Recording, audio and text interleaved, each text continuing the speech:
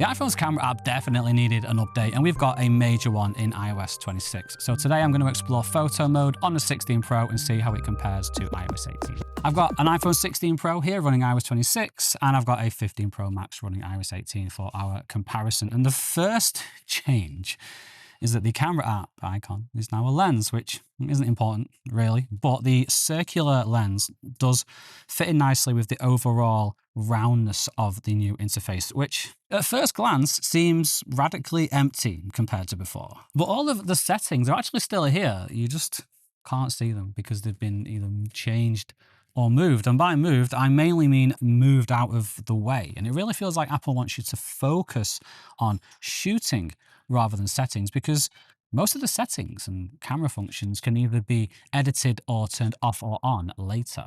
Things you can't change, like night mode, flash, and live photos, have now been consolidated into this menu over here. And you can tap to activate auto, just like before, but now you can long press, open this little menu pill, and turn things off and on all in one go. But if you're like me and you rarely, if ever, use the flash or live photos, then you can come into the camera settings, go to indicators, and you can turn them off. And now the interface is even cleaner, but you can still access flash and live photos in the menu. And speaking of the menu, you can now access it from here or from here, which is really nice because you can get to it with one hand really easily. The icons are now a lot bigger. They are named, and nothing ever gets hidden off to the side like before. One of the most obvious changes is to the image format and resolution switcher. If you don't shoot in ProRAW or 48 megapixels, then you can just turn this off like before. But if you do, then previously you got RAW Max. Now RAW Max means RAW.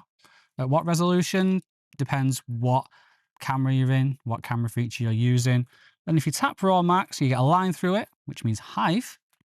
But then high Max means high. High with a line through it also means high. So you got used to it, but it's not the most intuitive user interface. Now though, things are a little bit more clear. I've got this little pill here in the top left, and I can see I'm shooting in RAW at 48 megapixels. And when I tap it, I've got RAW at 12 megapixels, or I've got high 24 or 48 megapixels, except this might not actually be my resolution because like before, there are caveats. It depends on what you're doing. So now I'm in the 1x lens, got nothing else active. I'm going to get 48 megapixels. But when I tap 2x, it still says 48, but now I'm going to get 12 megapixels.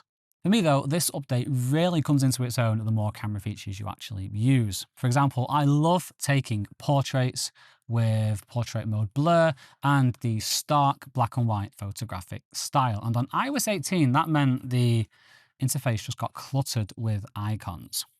On iOS 26 though, the workflow for turning these things off and on is the same, but now the interface looks a lot cleaner. So here, I can turn on my portrait mode blur. I've got my stark black and white photographic style, yet I'm still able to focus on what I'm taking. Although for some reason, this lighting effects icon still gets pride of place. And even though I'm encouraged to shoot now and edit later, I still like to dial in my photographic style and the amount of portrait blur that I want before I shoot. Get it right now, get it right in the camera, rather than taking the time to go through all my photos later and edit it. So this iOS 26 update, it won't improve your photography, it won't make you a better photographer, but it's just a nice place to be, isn't it? It is a welcome update, one that I'm sure will make a lot more sense visually and functionally in a few days when the iPhone 17 is announced.